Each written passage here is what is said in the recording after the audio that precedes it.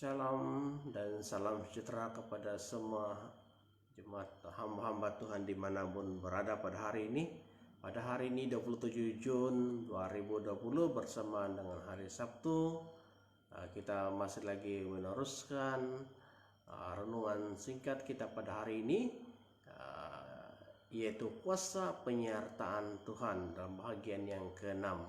Dalam kitab Ulangan 31 ayat ke-8 berkata, sebab Tuhan, Dia sendiri akan berjalan di depanmu, Dia sendiri akan menyertai engkau, Dia tidak akan membiarkan engkau dan tidak akan meninggalkan engkau. Janganlah takut dan janganlah patah hati. Saudara-saudari yang saya kasih dalam nama Yesus Kristus, sesungguhnya penyertaan kuasa Tuhan itu sungguh abadi di dalam kehidupan kita. Kenapa saya katakan demikian? Sebab kuasa penyertaan Tuhan dari dahulu, sekarang, dan sampai selamanya tidak pernah berubah-ubah. Sampai masa tuamu, sampai masa putih rambutmu, aku tetap menggendong engkau. Itulah dikatakan oleh firman Tuhan melalui Nabi Yesaya kepada umat Israel.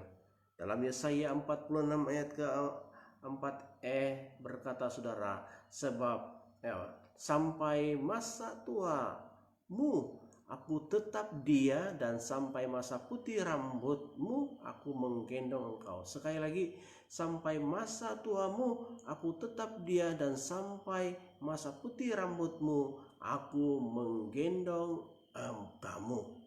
Ya, ada kata aku menggendong kamu di sana, ya.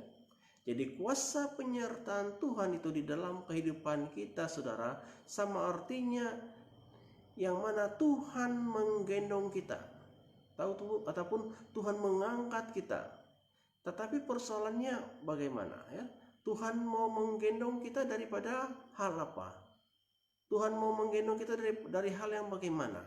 Yaitu Ia mau menggendong kita dari beberapa hal atau perkara. Yang pertama, Ia mau menggendong kita terus-menerus, ya. Ia mau menggendong kita terus-menerus. Dan ini bermaksud Allah mau menggendong kita sejak dari dahulu, ya. Sekarang dan sampai selamanya. Maksudnya sejak kita dalam kandungan, ya. Sejak dalam rahim, lalu kita lahir sampai ke garis akhir atau sampai ke akhir hidup kita, sampai kita mengalami kematian. Tuhanlah yang menjadi penjaga kita, Tuhanlah yang menjamin hidup kita, Tuhanlah yang akan menanggung kita terus-menerus.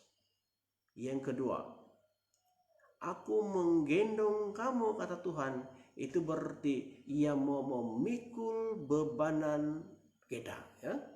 Sama ada bebanan itu berupa permasalahan, sama ada beban itu merupakan persoalan dalam kehidupan kita yang merintangi hidup kita. Sama ada persoalan yang kita alami itu berat ataupun ringan. Namun percayalah saudara, bahwa Tuhanlah yang berjanji menggendong kita. Ia akan membuat bebanan yang kita pikul itu menjadi satu keselesaan. Kalau kita lihat dalam Injil Matius 11:28-30 berkata, marilah kepadaku semua yang letih lesu dan berbeban berat, aku akan memberi kelegaan kepadamu. Pikulah kuk yang kupasang dan belajarlah padaku, karena aku lemah lembut dan rendah hati, dan jiwamu akan mendapat ketenangan. Sebab kuk yang kupasang itu enak dan bebanku pun ringan. Demikianlah janji Tuhan kepada kita, kepada semua umat yang selalu mau bersandar harap padanya. Yang ketiga, aku menggendong kamu, itu berarti Tuhan mau menyelamatkan kita, ya?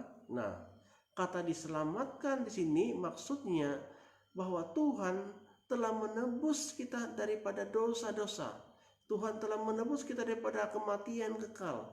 Tuhan telah menebus kita daripada segala macam pelanggaran kejahatan yang telah kita lakukan. Yang mana Tuhan Yesus telah mati di kayu salib di Bukit Golgota demi menyelamatkan kita dari kematian kekal. Dan sekarang saudaraku, tersedia bagi kita mahkota kehidupan di surga yang nyata nanti. Yohanes 3:16 berkata, karena begitu besar kasih Allah akan dunia ini, sehingga ia telah mengurniakan anaknya yang tunggal, supaya setiap orang yang percaya kepadanya tidak binasa, melainkan beroleh hidup yang kekal. Jadi apa respon kita akan firman Tuhan? Yaitu mari kita tetap hidup dalam kuasa penyertaan Tuhan. Tetaplah menghargai nilai pengorbanan Yesus Kristus di kayu salib yang menyelamatkan kita. Akhir sekali saudara, saya ucapkan kepada kita, selamat berkarya, selamat bekerja sepanjang hari ini. Tetaplah hidup dalam kuasa penyertaan Tuhan. Tetaplah hidupmu selalu berjaga-jaga dan berdoa kepada Allah sambil mengucap syukur. Tetaplah kita hidup semangat di dalam melayani Tuhan sampai Maranatha. Dan sekali lagi saya ucapkan Tuhan memberkati Anda sekalian. Shalom dan puji Tuhan.